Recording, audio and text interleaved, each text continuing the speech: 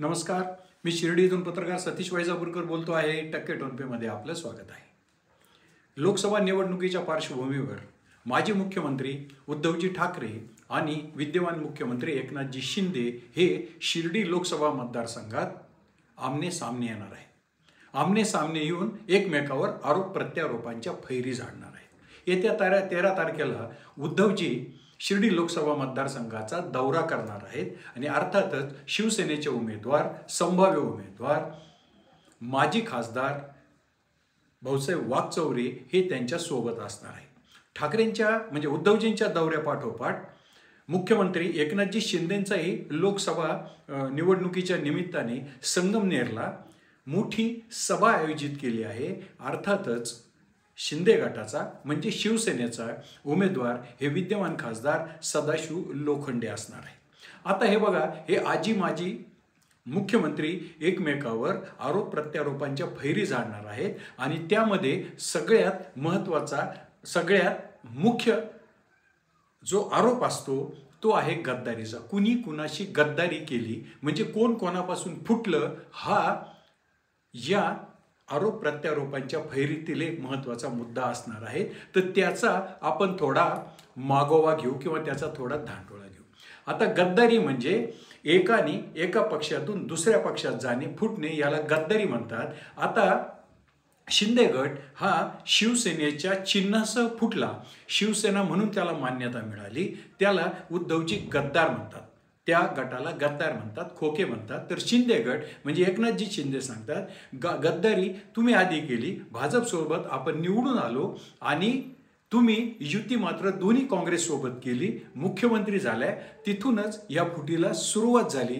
खरं म्हणजे जरी उद्धवजींनी असा निर्णय घेतला असला तरी गमतीचा भाग असा की ते जे मंत्रिमंडळ झालं त्यात एकनाथजी शिंदे हे देखील मंत्री होते. हा भाग वेगळा, पण गद्दारीच्या अशा दुहेरी व्याख्या आहेत. आणि त्यात गमतीचा भाग आता असा की यापूर्वीच्या निवडणुकात उद्धवजी जेव्हा शिर्डी लोकसभा मतदारसंघात प्रचाराला यायचे त्यावेळेस अर्थातच ते दोन्ही काँग्रेसला, प्रामुख्याने काँग्रेसला टीकेचे लक्ष करायचे. या निवडणुकीत मात्र त्यांना काँग्रेसवर टीका करता येणार नाही, कारण त्यांची आता महाविकास आघाडी आहे आणि त्यांच्यासोबत आता भाजप नव्हे तर दोन्ही काँग्रेस आहे. आणि या लोकसभा मतदारसंघामध्ये राष्ट्रवादीचा प्रभाव अजिबात नाही.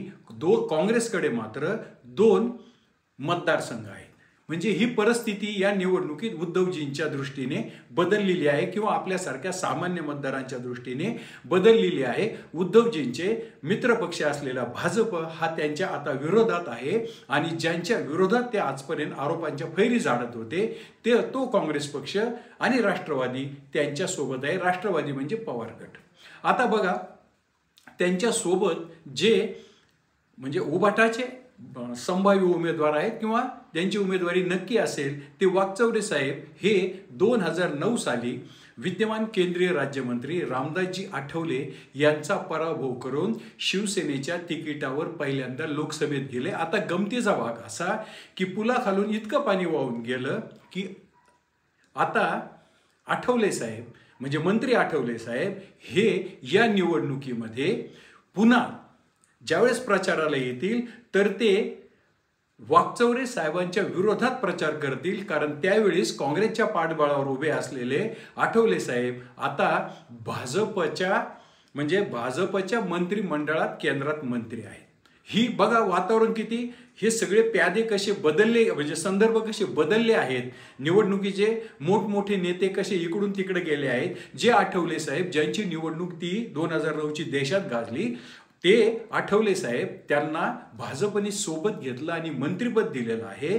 हे रिपाईचे मातब्बर नेते या निवडणुकीत भाजप बरोबर असतील. आता दुसरा मुद्दा बघा, जे उमेदवार आता शिवसेनेकडे आहेत त्यांना पहिल्यांदा शिवसेनेमुळे लोकसभेत जाता आलं ते वाकचौरे साहेब मात्र दुसऱ्या निवडणुकीमध्ये विखे पाटलांच्या म्हणजे महसूल मंत्री राधाकृष्ण विखे पाटील त्यावेळेस काँग्रेसमध्ये होते, त्यांच्या आग्रहावरून विखे पाटलांसोबत काँग्रेसमध्ये गेले आणि दुसऱ्या निवडणुकीमध्ये मोदी लाट उसळली आणि वाकचौरे साहेब काँग्रेसच्या तिकिटावरून पराभूत झाले.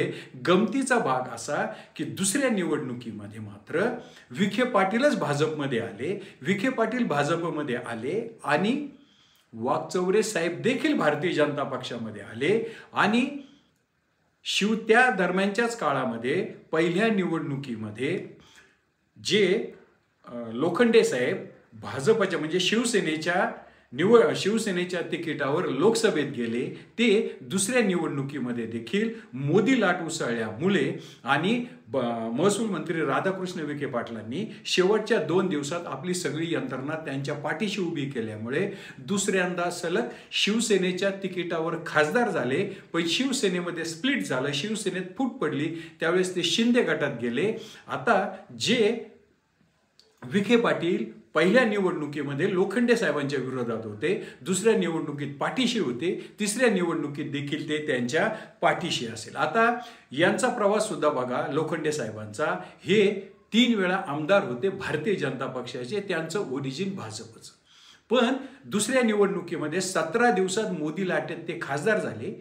त्यांच्या दुसऱ्या खासदारकीच्या निवडणुकीमध्ये मगाशी मी सांगितले त्याप्रमाणे पुन्हा मोदी लाट, पुन्हा विखे पाटलांचं पाठबळ, इकडे आलेल्या विखे पाटलांचं पाठबळ, दुसऱ्यांदा खासदार झाले. आता तिसऱ्यांदा ते निवडणूक लढवित आहेत आणि वाकचौरे साहेब आता आधी शिवसेना, मग काँग्रेस, मग भाजप आणि आता उभाठा असा प्रवास करून उद्धवजींसोबत आता पुन्हा तिसऱ्यांदा आपलं नशीब आजमावत आहे. म्हणजे किती लोकांनी किती वेळा कसे पक्ष बदलले याचं रंजक चित्र या लोकसभा मतदारसंघात पाहायला मिळणार आहे. आता तिसरी निवडणूक आहे. या निवडणुकीमध्ये हे जे 2 पक्ष फुटले त्यात प्रामुख्याने जी शिवसेना फुटली, असं सर्वेक्षणाचे अंदाज आहेत की उद्धवजींना लोकांची सहानुभूती आहे. सर्वेक्षणाचे हे जर अंदाज असतील तर मग या सहानुभूतीची चुणूक या उद्धवजींच्या दौऱ्यात आपल्याला पाहायला मिळेल. आपण त्या दृष्टीने पाहिलं तर सर्वेक्षण असंही सांगतं आहे की मोदीजी पुन्हा पंतप्रधान होतील.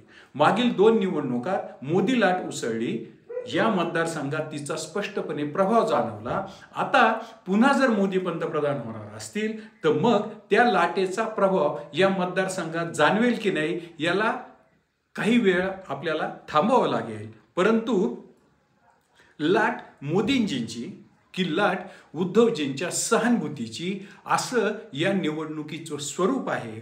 आणि हे दोघे आजी माजी मुख्यमंत्री लोकसभा निवडणुकीच्या प्रचारार्थ या महिन्यात म्हणजे 13 तारखेला उद्धवजी येत आहेत, 16 तारखेच्या पुढे शिंदे साहेब येतील आणि दोघं ज्यावेळेस इथे दौरे करतील त्यावेळेस तयार होणारं वातावरण लाट सहानुभूतीची म्हणजे लाट उद्धवजींच्या सहानुभूतीची की लाट मोदीजींचीच याचा पहिला अंक आपल्याला पाहायला मिळेल.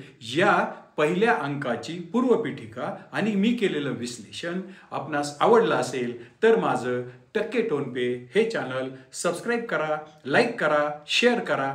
जय हिंद, जय महाराष्ट्र.